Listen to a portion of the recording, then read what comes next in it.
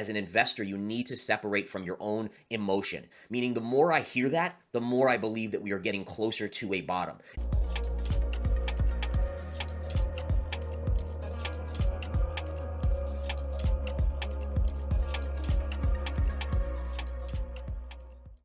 If you feel it's going back down to 12,000, and if you were stepping in to buy, are you waiting for that level here?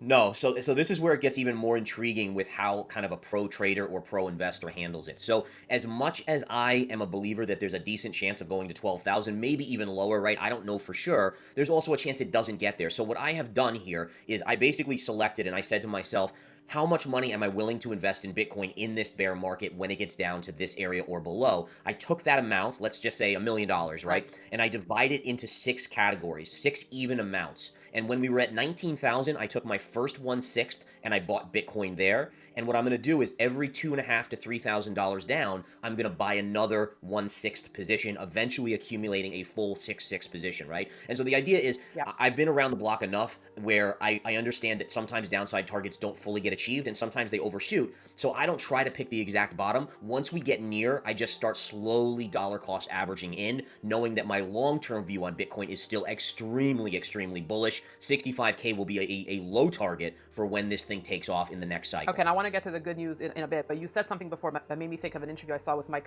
read with Mike Novogratz, where a lot of people have come out during this period, especially folks who never liked the crypto space, saying, "Look, we told you it's been a scam, and here it is. Proof is in the pudding." Do you agree with that? Is Bitcoin going anywhere?